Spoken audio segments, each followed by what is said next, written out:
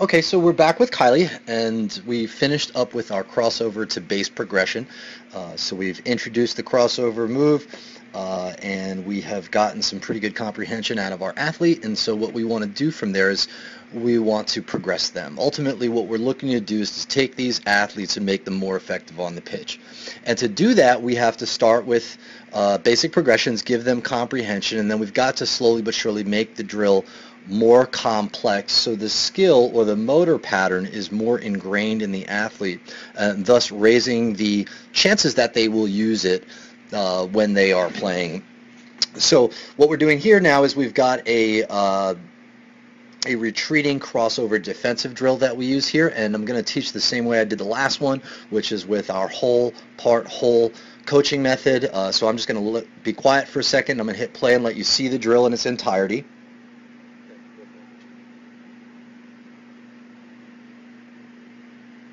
Okay, and she did a great job there, so I'm just going to pause it. A lot of things are similar to what she just did, where the chest or the field of vision is going to stay facing straight ahead, yet you're going to see a lot of rotation at the hips as they're going to face into the new direction that we're looking for her to move in. She covers a good amount of ground per stride. But here, though, we've obviously introduced a multi-directional element to it. We've got her retreating, which is very sport-specific. Very reactionary. This would simulate, an attacker coming and trying to change direction on her multiple times. Now, I will preface by saying, obviously, it does not happen that the player with the ball is going to change direction exactly 6 times with using the same amount of distance each and every time and always going left to right, left to right.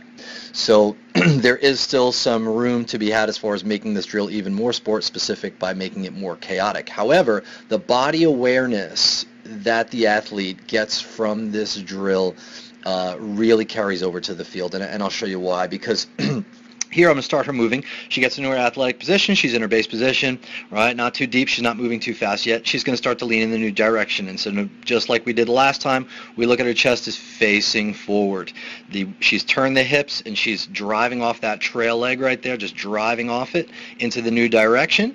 And now what we're going to have here is she knows she's got to back up, right? So she would just be reading the attacker, and the attacker's changing direction on her here. So instead of ending up in her base position, what she's going to do is she's almost going to kind of pivot on this leg right here. And I'm going to stop, pull out the drawing for a second, and you'll notice she's got this great angle from her foot through her center of mass, right? That's now starting to push her in the new direction. And again, that's all agility really is having the athlete comprehend where is their center of mass, where does their foot need to be in relation to it to push them in the direction they need to go efficiently and effectively.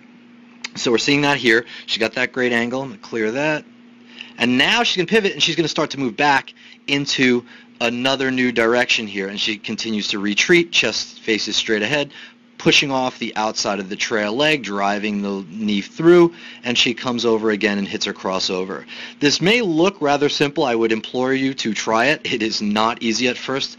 It is very coaching intensive to get the athlete to be able to really execute with precision, and Kylie does a wonderful job here. So now we've got a retreating crossover defensive drill. I showed you the whole part. Now I'm going to show you the whole again so you can kind of see it and gain speed. And so she's here,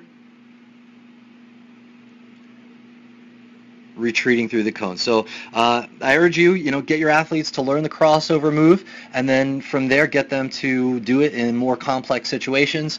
Ultimately, we would progress this into a chaotic environment where she would not know what direction she had to go into. She would have to react to some stimulus, either a player with a ball, a coach pointing, some type of external stimulus where she actually has to make a decision and nothing is pre-planned, so that there is the ultimate carryover, because that's ultimately what happens in the game of soccer.